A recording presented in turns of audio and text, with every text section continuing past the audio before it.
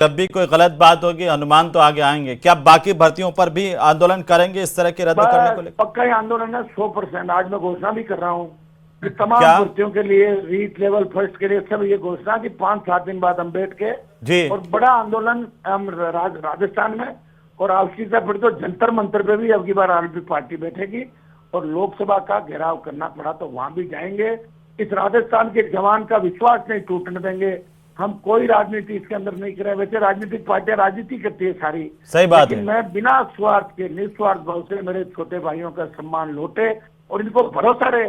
जिस तरह सुसाइड हो रहे हैं राजस्थान में वो इसलिए हो रहे हैं कि हमें कुछ मिलना तो नहीं। अब हनुमान जी बच्चे नहीं गलत ये आप पर भी ये आरोप लगा रहे हैं कुछ नेता और कह रहे हैं कि वो जो एसआई भर्ती के अंदर और ये आपकी पार्टी की थी एक नेता, ये भी आरोप लगाए डॉक्टर किरोड़ीलाल मीणा ने। पहले मेरी बात सुनो। हाँ किरोड़ीलाल जी तो मेरे साथ ही तो घूम रहे थे, हम तो साथ ही थे, लड़ रहे थे, वही तो चले गए थे डॉक्टर साहब। अब डॉक्टर साहब का क्या है कि वो सीएम की दौड़ में थे, डिप्टी सीएम की दौड़ में थे। अभी उपराष्ट्रपति के लिए इन्होंने प्रयास किया, दिल्ली में डेरा डाला था। हाँ उनका फर्स्ट सेशन है वो बीजेपी के नेताओं से और इनको लगता है कि हनुमान जी पॉपुलर ज्यादा हो रहे हैं। चारों तरफ लोग कह रहे थे हनुमान ये मामला उठा दिया, सोशल मीडिया पर हनुमान का आ गया तो फर्स्ट सेशन में आरोप लगा देते हैं। उनकी आदत है पुरानी।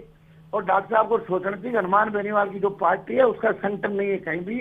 अगर किसी ने बदमाशी की है उसके खिलाफ कार्रवाई करो, मना कौन कर रहा है? मेरी पार्टी में तो कोई पदाधिकारी नहीं है, वो तो मनगढ़ंत आरोप। ऐसे डॉक्टर साहब खुद ही मेरे साथ थे, अभी साथ थे, अभी सरकार में मंत्री है वो खुद। और तो वो क्यों आरोप लगा रहे हैं कि हनुमान बेनीवाल पैसे लेते हैं? ये वो क्यों आरोप लगा रहे हैं ऐसे कि हनुमान बेनीवाल पैसे लेते हैं? वो इसलिए लगा रहे हैं ना, वो खुद कह रहे हैं भाई राज्यसभा के चुनाव में जैसे उन्होंने पैसे लिए होंगे किसी से, तभी तो कह रहे हैं कि हनुमान जी को मैंने दिए। भाई लिए कभी तो बाकी ये खुद कैंडिडेट थे क्या? पूछते इनको आप थे क्या कैंडिडेट? ये आप पैसे बांट रहे थे क्या अपने घर से? वो कह रहे हैं कि हनुमान बेनीवाल को उन्होंने बनाया। वो कह रहे थे हनुमान बेनीवाल को उन्होंने बनाया। वो जब डॉक्टर साहब पहली बार एमएलए बने 1985 में और मेरे पिताजी बने 1977 के अंदर, जब डॉक्टर साहब कुछ भी नहीं जानते क्या करे। ठीक है, 4 साल का राजनीतिक जीवन है हम लोगों का। ये पार्टियों में आके वापस घुस जाते हैं। मैंने राजस्थान में पार्टी बनाई, मैं ज्यादा उनके लिए इसलिए नहीं कहना चाहता कि वो मेरे सम्मानित है। कल किस तू तरह के मेरे साथ बर्ताव उन्होंने किया, अच्छा थोड़ी लगता बताओ। इस आपको भी कुछ अफसोस हुआ कि ऐसा नहीं होना चाहिए था हनुमान जी? उनको नहीं करना चाहिए। सुनो, हाँ तो डॉक्टर साहब के दुख के दिनों में मैं साथ था। हमेशा जो दुख के दिनों में साथ होता है ना उसको कभी बुलाना नहीं चाहिए। मैं हमेशा ये बात कहता हूँ कि उस वक्त दुख के दिनों में वो व्यक्ति मेरे साथ था। और डॉक्टर साहब के लिए ही मैं मीणा बेल्ट में गया। मुझे वहाँ कौन से मीणा में कैंडिडेट लड़ा थे? इनके 50 आंदोलनों में गया हूँ, 50 आंदोलनों जी। इनके साथ 20 बार मैं जयपुर में घेराव में बैठा। मुझे दुख हुआ, कल पीड़ा हुई मुझे कि किस तरह हल्की भाषा में प्रयोग कर रहे थे। उनकी आदत है, मानते नहीं। सुनो तो क्यों ऐसा उनको, वो क्यों इस तरह से हो गए? आपको क्या लगता है कि क्या कोई उन्हें उत्साहित किया या कोई और पीछे वजह थी? बीजेपी के कुछ लोग क्या उनके वो लगाते हैं कि क्रेडिट हनुमान जी को मिल जाएगा, डॉक्टर साहब आप कूद पड़ो। उनको नहीं पता कि उनका नुकसान करवा रहे और फिर जाके क्या साहब डॉक्टर साहब का इलाज हो गया, बढ़िया हनुमान का भी हो गया, दोनों लड़ पड़े और दोनों किसानों के नेता हैं और उनको आपस में लड़ा दो, यही हुआ और क्या। और वो बोले और वो इस तरह आरोप लगाए, मैं वो जवाब भी नहीं दूं तो इसका मतलब ये हो जाए तो लगा रहे आरोप सत्य है।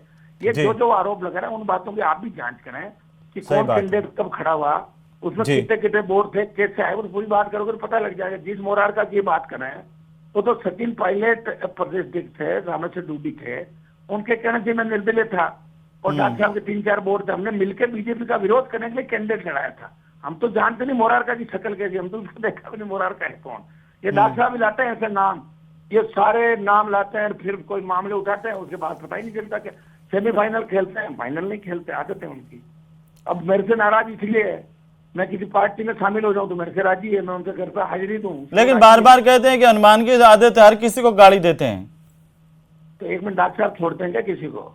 वो तो पता नहीं क्या क्या कहते थे, मैं सारी बातें इस पर नहीं कहूंगा। सही बात जब हम साथ बैठते थे उन्होंने छोड़ा ही नहीं किसी को, देश में किसी को नहीं छोड़ा, किसी को ही, हर किसी के लिए। और मीणा में किसी नेता को आगे नहीं आने दे। बताओ, नरेश जो लड़का है, इस नरेश के थप्पड़ मारे उन्होंने बच्चे के, इसे आके मुझे बताया मेरे को पीटा, फिर भी मैंने कहा डॉक्टर साहब सम्मान्य नरेश अपने को इनका साथ देना है जी। और देखिए डॉक्टर साहब ऐसे ही है, भावुक हो जाता है। मैंने देखा है पार्टी जब नहीं बना पाए थे तब वो मैं ऐसे उसके ऐसे भी चंदिया लोग समाज जानते हैं से- कि थोड़ी देर का होता है उनका गुस्सा जो है, फिर वापस वो नॉर्मल हो जाते हैं, एक बार लेकिन बीपी हाई हो थोड़ी देर में जाती गलत है। बात सुनिए मेरी बात। हाँ हर किसी के साथ बदतमीजी नहीं करते। नहीं और करते। हमारे जैसे लोग जो ताकतवर है राजस्थान के अंदर, जी। जो डॉक्टर साहब को ताकत देते हैं, मैंने कल एक आह्वान ये भी किया कि केवरलाल जी मैं जब लड़ेंगे तो जाटों के मीणों के बच्चे आमने सामने हो जाएंगे। मैंने कहा भाई ये जाट मीणा बच्चों की लड़ाई नहीं है, ये डॉक्टर साहब का गुस्सा था, फ्रस्ट्रेशन था भजनलाल जी को। तो भजनलाल जी के खिलाफ भी 2 शाम बोले मैं भजनलाल को आने नहीं दूंगा, और मैं भजन इस्तीफा दे दिया, फिर हेलीकॉप्टर में घूम रहे हैं। जी। इनकी बात मानूं कैसे मानूं मैं, बताओ मुझे।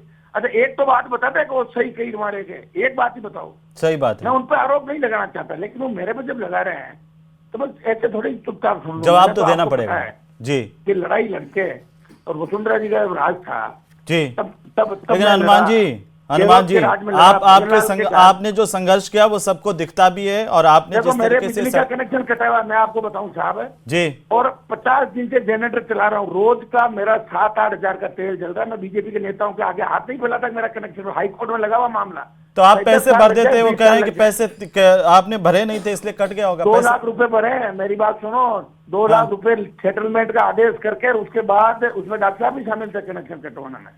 इन्होंने कहा कुछ मेरे एमएलए नेट के 5 करोड़ रुपए डॉक्टर साहब ने रोक लिए, मैं जीत के आया, रोक लिए, बोले नहीं जाने दूंगा हनुमान के। तो आपका कनेक्शन काटा क्यों फिर? काटा इसलिए दादागिरी, मैंने आरोप लगाया कि भाई भजनलाल जी दिल्ली वालों को ये करते थे, वो से नाराज हो गए भजनलाल जी। अभी तक नहीं जोड़ा है मेरा- आपने, पैसे जमा करा दिए फिर भी नहीं जोड़ा? 2 लाख रुपए जमा कराने के बाद सेटलमेंट के ऑर्डर मैंने मीडिया को बता तो दिए थे आपको कि सेटलमेंट का ऑर्डर रसीद है मेरे पास है। जी और जब किसी चीज का सेटलमेंट हो जाता है उसमें कनेक्शन नहीं काटते। इनकी कोई कनेक्शन काटने की हिम्मत होती मैं वहां होता, मैं था ही नहीं कोई घर पे, बाहर से प्लास्टिक काट के भाग गए और वो ये कह हमने कनेक्शन काट दिया। इस तरह की ओछी हरकत जो सरकार ने की वो करेंगे, क्योंकि हम लड़ेंगे। देखो आप मीडिया के लोग भी आवाज उठाते हो ना, जी। तो आपके भी विज्ञापन बंद कर देते हैं, ईडी सीबीआई भेज देते हैं। धंधा इन लोगों का, सरकार तो ऐसे ही करेगी, हमें लड़ना है। ऐसा अगर जी हनुमान जी, देश हनुमान आजाद जी कैसे होता? चलिए, शुक्रिया आप हमारे साथ जुड़े, और बहुत आभार आपका कि आपने